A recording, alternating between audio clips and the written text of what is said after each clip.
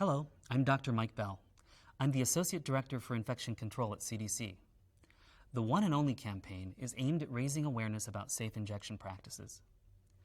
Every year, millions of injections are administered in the United States. Every one of them should be safe.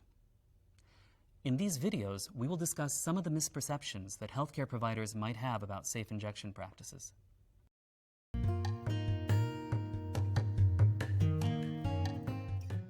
Hello, my name is Evelyn McKnight. In October of 2000, I was diagnosed with breast cancer and underwent chemotherapy at my local oncology clinic in Fremont, Nebraska.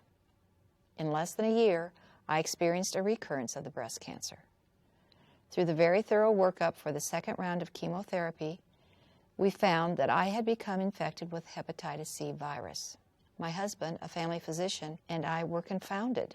I had no risk factors for hepatitis C, no drug abuse, no risky sexual behavior, no transfusions before 1992.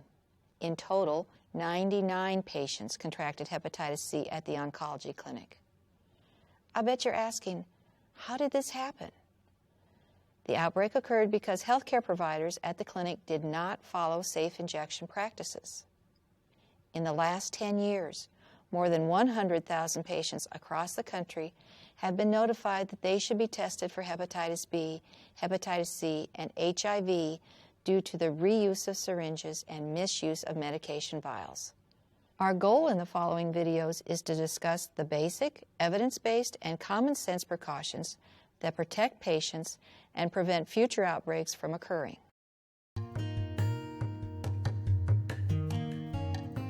Dr. Gregory is starting his first day working at a pain management clinic. He's discussing his first patient of the day with Helen, a nurse who has been with the clinic for 10 years. Good morning, Helen. How are you? Fine, good morning. I see our first patient is Miss Jones. She's here today for a steroid injection to control her knee pain. Can you show me where you keep all the supplies? Sure. Why don't you tell me what you need and I'll get the room set up for you. I can also draw up the medications. Oh, that's okay. I can draw them up myself during the procedure. I'll just need a vial of lidocaine, a vial of Kinalog, a couple of needles, and one syringe. I already have the drape and skin prep. One syringe? Aren't you giving 2 injections? Yes, but after I inject the lidocaine, I'll just change the needle and draw up the Kinalog. I'm sorry, but I'm going to have to stop you right there. First, we use multi-dose vials of lidocaine and Kinalog. Multi-dose vials must be drawn up in our medication prep area, and they can't enter the patient treatment area unless we're dedicating them to that patient and discarding them at the end of the procedure. And more importantly, reusing a syringe to access a medication vial is not safe, even if you change the needle. Besides, changing the needle would only place you at an unnecessary risk of a needle stick injury. Well, I'll make sure not to aspirate to avoid any contamination of the syringe. That won't prevent contamination. As you give the injection, blood can travel up the needle into the syringe, even if you don't aspirate. If you reuse that syringe with or without the same needle, you will contaminate the medication vial and place other patients at risk of infection. Well, you're right. Thanks for explaining those issues. I would never want to do something that places patients at risk. No problem. We're glad to have you here on your rotation, but before you do any procedures, you should review our infection control policies and procedures, which incorporate CDC guidelines. Some healthcare providers may have heard about the outbreaks due to syringe reuse and assumed they were all caused by reusing syringes or needles from patient to patient. In reality, many were due to contamination of medication vials that were used for multiple patients. All healthcare providers must understand the risk of reusing syringes or needles to access medication vials. It is best not to take multi-dose vials into patient treatment areas unless they will be dedicated to a single patient. Multi-dose vials that are used for more than one patient should be prepared and kept outside patient treatment areas. Whenever possible, multi-dose vials should be dedicated to a single patient to provide an extra layer of protection. Remember, injection safety is every provider's responsibility.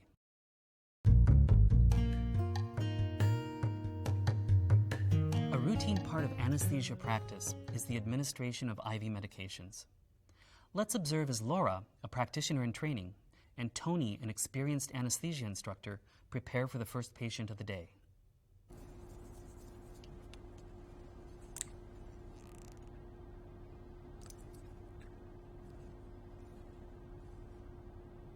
Good morning, Laura. Good morning. Are you ready for our first case? Yes, I am. I see you using a 10 cc syringe for the propofol.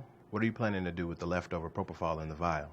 Well, since I only need 10 cc's for this case, I'll keep it in the cart for the next patient. No, it's not appropriate to use a single-use medication vial for multiple patients. It's important that we adhere to manufacturer's labeling for a medication, and propofol is labeled as single-use. Any medication not used for this patient should be discarded at the end of the case.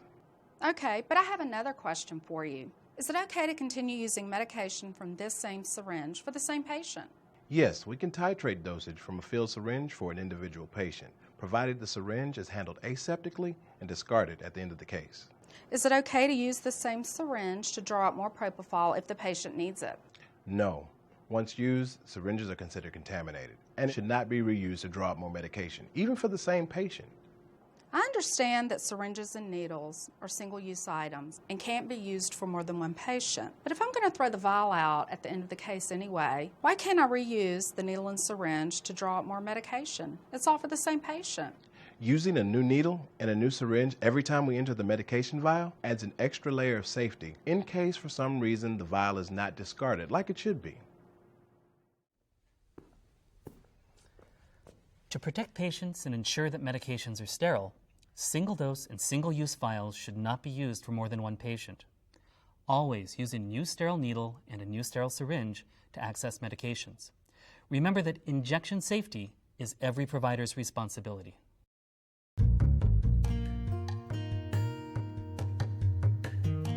This next scene occurs in an oncology clinic where an experienced nurse practitioner, Claire, is orienting a new registered nurse, Christine.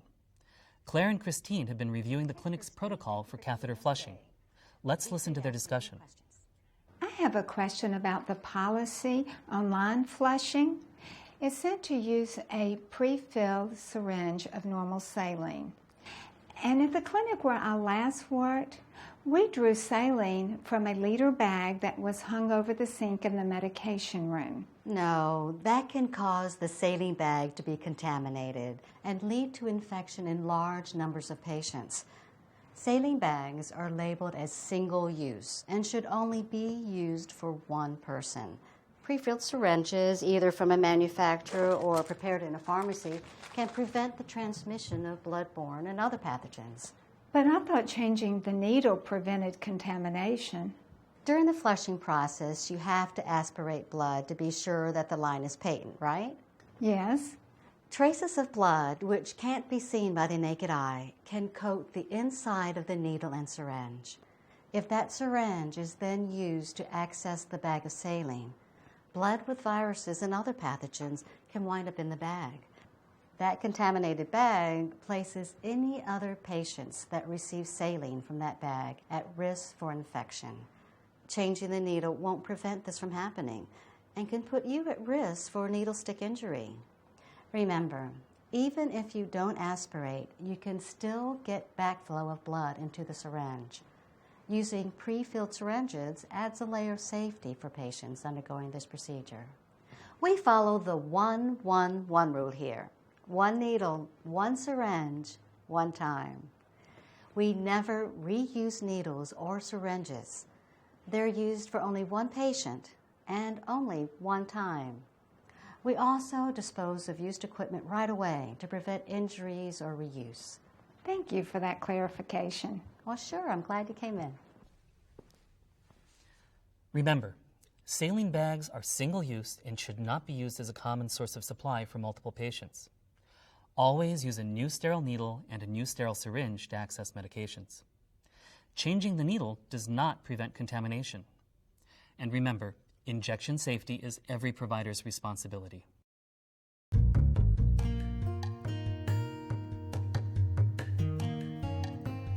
In this short video, we will review some key points of safe injection practices.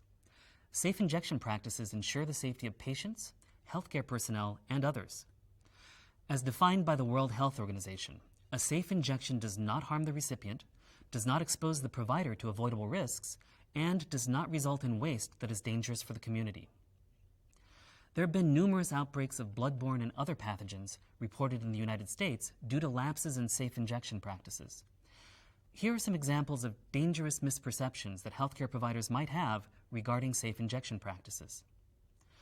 One myth is that contamination of injection devices is limited to the needle, and that removing the needle makes the syringe safe for reuse. The truth is that once they are used, both the needle and the syringe are contaminated and must be discarded. A new sterile syringe and a new sterile needle should always be used for each patient and to access medication vials.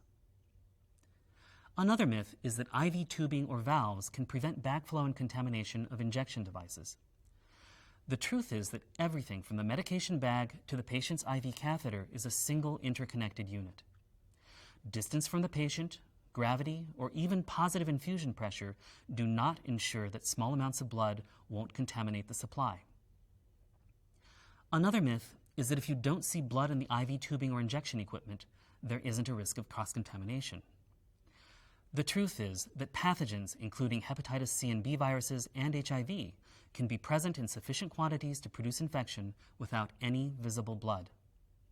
And finally, the last myth is that single-use vials with large volumes that appear to contain multiple doses can be used for more than one patient. The truth is that single-use vials should not be used for more than one patient, regardless of the vial size. The following practices will help safeguard patients from transmission of bloodborne and other pathogens. Needles and syringes are single-use devices. They should not be used for more than one patient or reused to access medication vials. Once they are used, the syringe and needle are both contaminated and must be discarded. Do not administer medications from single-dose vials, ampules, pre-filled syringes, or intravenous bags to multiple patients, and never combine leftover contents for later use. In general, limit the use of multi-dose vials whenever possible. As you've heard, single-dose vials should only be used for a single patient. In addition, if multi-dose vials are used, they should be dedicated to a single patient whenever possible. This adds an extra layer of protection by minimizing the chance that a contaminated vial will be used on another patient. Injection safety is every provider's responsibility. Every injection should be safe. Anyone should be able to stop a procedure if they think it isn't safe. Please go to the website on your screen for more information. And thank you for doing your part to make every injection safe.